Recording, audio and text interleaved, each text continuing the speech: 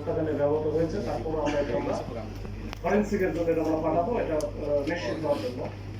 ওখানে যখন তাকে ধরা হয়েছে তখন কিন্তু পিস্তল থেকে 4 রাউন্ড গুলি সহ লোড করা ছিল। তো যাই হোক, ওখানে আমাদের টিম গুলো কৌশলে কাজ করেছে, ওই জন্য কোনো কেন্দ্রীয় কোনো কিছু করার সুযোগ পায়নি। আর এরপরে অন্যান্য দেশীয় অস্ত্র আমরা উদ্ধার করেছি, যেটাতে ব্যবহার হয়েছে ওখানে চাপাতি এবং চাকু, এটা 3টা অস্ত্র উদ্ধার করা আছে।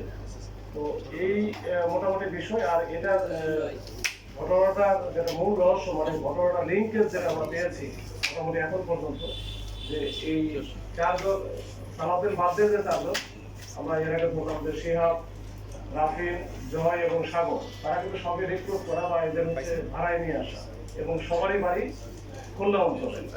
পরবর্তীতে এদের সাথে কথা বলে এবং আমাদের যে তথ্য প্রযুক্তি বিশ্লেষণ করে আমরা মোটামুটি একটা সামারাইজ আমরা করেছি। এটা আমাদের ধারণা যে এই ঘটনাটা ঘটেছে একটা নারীগত বিষয়কে কেন্দ্র করে, বিশেষ করে টিকটকার রাখি অনেক মেয়ের সাথেই তাদের একটা যোগাযোগ বা সম্পর্ক ছিল, তাদের অনেক বড় ফ্যান থাকে।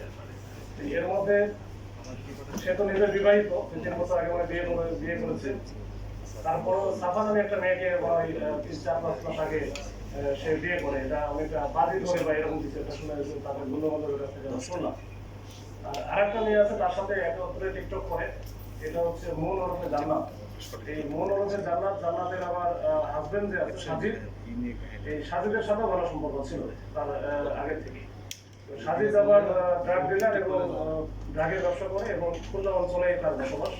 এবং এই যে জান্নাত বা মনের সাথে তার যে সম্পর্ক, এটা হয়তো কোন পর্যায়ে গেছে, এটা আমি জান্নাতের সাথে কথা বলে বুঝতে পারবো বা রাকিব তো বেঁচে নেই।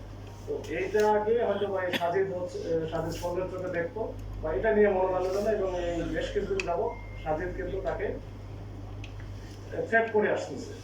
তো এটারই ফলশ্রুতি আমরা দেখতে পাচ্ছি যে মনে হচ্ছে যে এটাই হবে, যে এই যারা খুলনা অঞ্চল থেকে যারা আসছে এই প্ল্যান করে, এটা সাজে দিয়ে হয়তো এই যে সালাউদ্দিন সহ রাজু এবং রফিককে এইটাতে ফিট করে দেয়, তাদের টাকা দিয়ে তাদেরকে কিন্তু পাঠায় দেয় যে রাকিবকে এই কিল করার জন্য।